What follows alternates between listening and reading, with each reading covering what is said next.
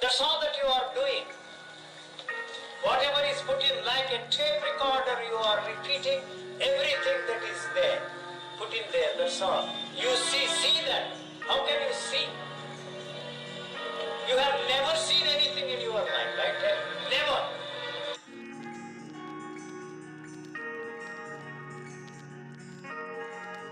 Been described as a mystic, a saint, a sage, a seer, a thinker, a philosopher, an iconoclast, an ambassador of disbelief, a godman, a maverick. Some have even called him a fraud. Many people have met him. Millions have read of him, about him. His name is U.G Krishnamurti, and right now, as you can see, he is with us in our studio. May I begin with one contradiction of the way you have described me? You seem to have exhausted all the words that one can find in the thesaurus of English words and phrases.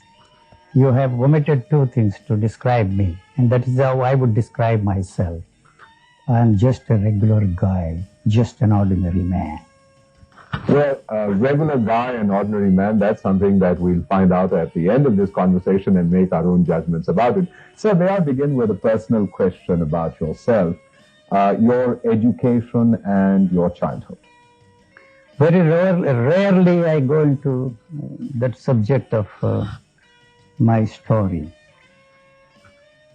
because I have discovered that every event in our life is an independent event, and we are interested in linking up all those events and create a story.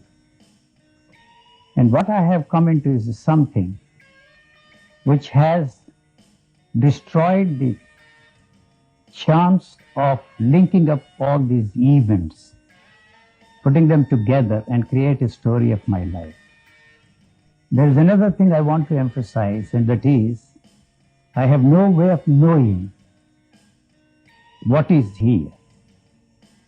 I use the first person singular pronoun I during the conversation to differentiate and use you instead of I. That's all that is there.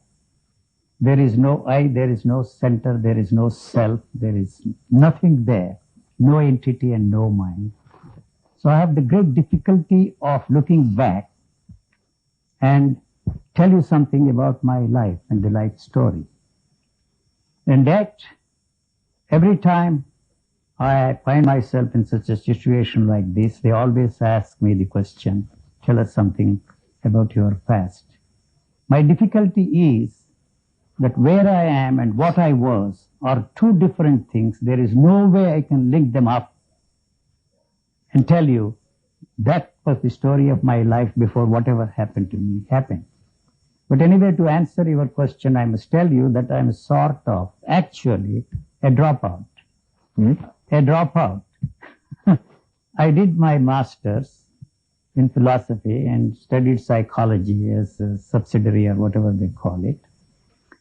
And just before the examination, I decided I have been a damn fool studying all these things. I don't see any mind. What the hell have I been doing?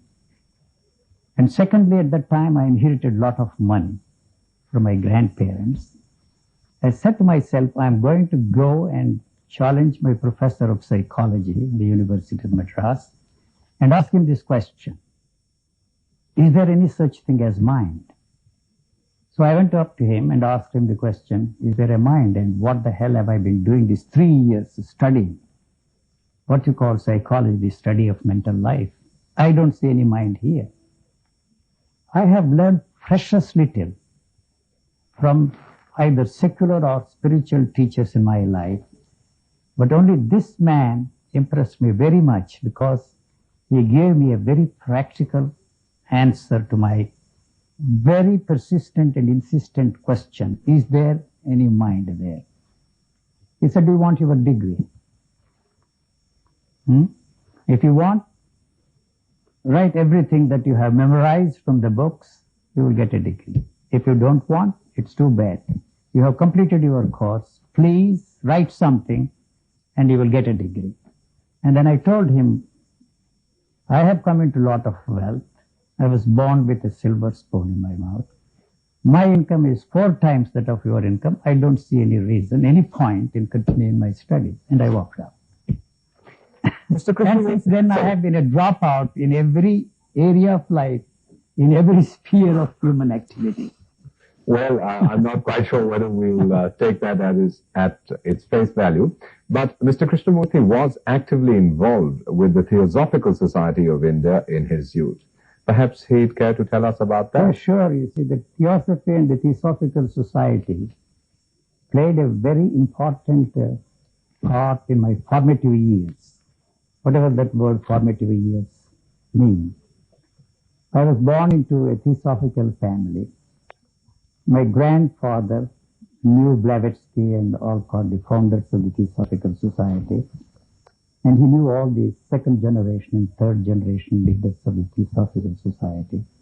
And so naturally, I came into contact with them and they visited my home where I grew up. And I got involved with that. And apart from that, I found that my home was a strange amalgam of both the traditional and also the Theosophical slant put on the traditional thing. And that created a very strange feeling in me.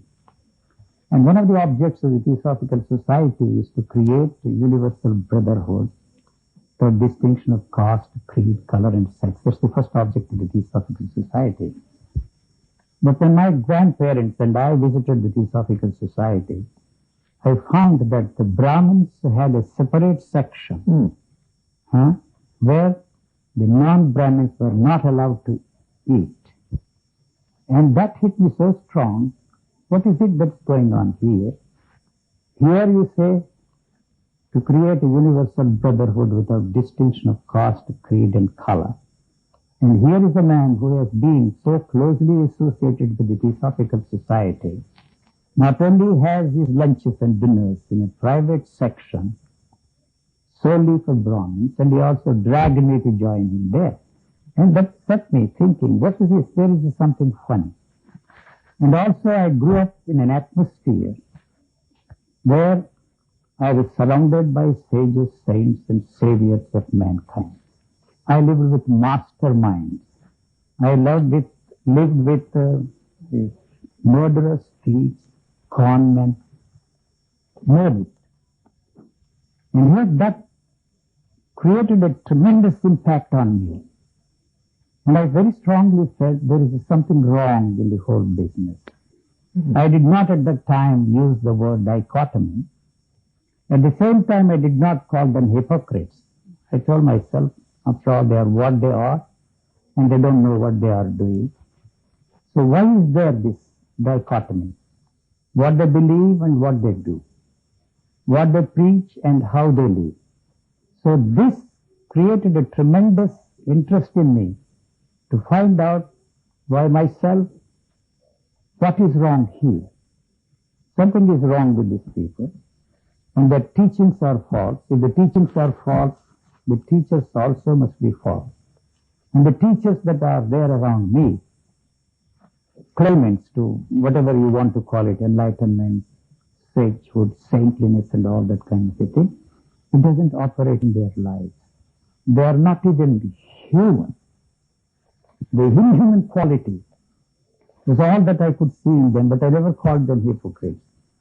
And that put me on this search to find out for myself and by myself, what is this all about? You know? And so I then asked myself, what is it that I want? What is it that I am thinking? I don't seem to have any thoughts of my own, and I don't seem to be interested in what they are insisting that I should do. These are not my wants, and I am, for some reason or the other, forced, brainwashed to believe that's what I should want. So it never occurred to me at that time, is there any want which I can call my own? And the only want, I keep repeating this all the time to emphasize and overemphasize, that is there any want which I really want other than what they wanted me to want? Yes, I wanted to be free from all the wants that they wanted me to want, and I did not know how to go about. And it never occurred to me, this also is a want. Even this want, that I should not want what others wanted me to want, also a want. I did not know how to go about and resolve this problem for myself. There's one question that we particularly want to ask Mr. Krishnamurti, which is about why he decided to go public. In the early years of his life, he was, we are told, a very private person. And then all of a sudden he decided to go out into the world, meet people, and talk about what he believed in. How and why did this transformation take place? I will give you a straight answer. Something happened to me during the course of my life. As I said, nobody helped me. I had no way of finding out for myself the answer for my basic question: is there any enlightenment at all? Is there any God realization? Is there any self-realization? I did everything that one was asked to do, practiced everything that they wanted me to practice. And when I confronted them with this problem that I am not getting anywhere, the only answer I got them from was, you have to do more and more. So I was not ready to do more and more. So I rejected everything that they asked me to do and found myself in a sort of a quandary. I had no way of getting out of this. And so somewhere along the line, one day, I don't want to go into the details, something hit me so hard like the shaft of a lightning and pushed everything, flushed everything that everybody thought, felt and experienced before me.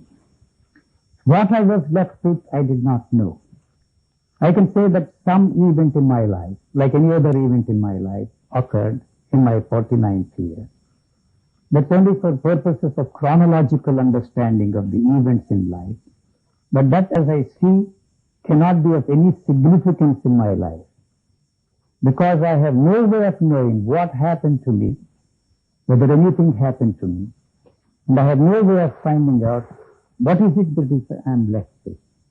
But suddenly I found out with great certainty that the instrument I was using to understand whatever I wanted to understand was not the instrument, and there was no other instrument. So that hit me so hard that there is nothing to understand. It was not a logically ascertained premise, but that hit me so hard that I found myself in a situation where I discovered that there was nothing to be free from, nothing there to be changed, nothing there to be transformed.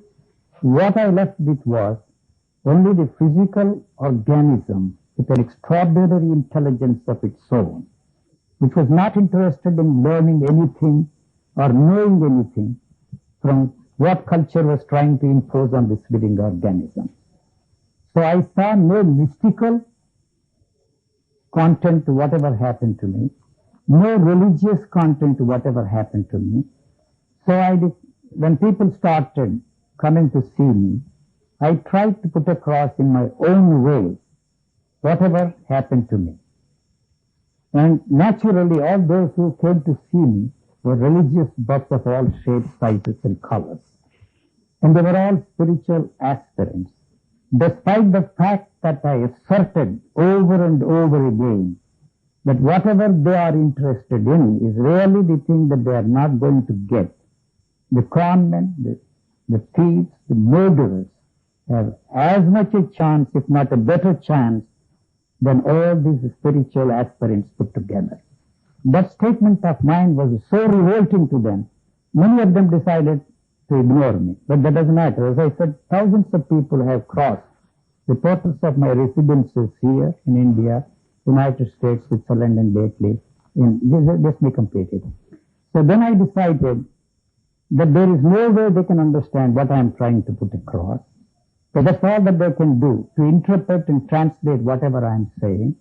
So why not I describe this to some entertainers there in the United States, the talk shows or whatever they call. They were not really interested in what I was trying to say. They were just interested in trying to put across to the audiences out in the open. So this thought that I should express this in clear, unmistakable language, that there is no way they can understand what I am trying to say. And the emphasis that there is no religious content, there is no mystical content in whatever I have come into. So then I decided to try this. Since then I have been on television there in the United States and Australia, and this is the fourth time I am on Doordarshan.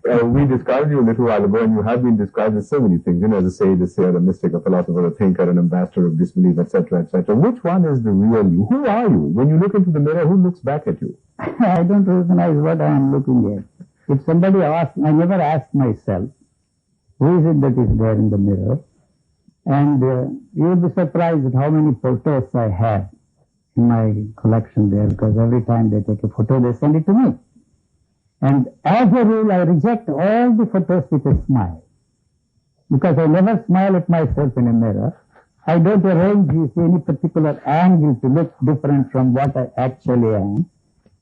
And so even when I am shading, the eyes are focused on the movement of the razor, but never do I see the whole picture in the mirror. One last question, Mr. Krishnamurti. In 100, 200, 500 years from now, how would you like to be remembered? I wish people would forget all about me.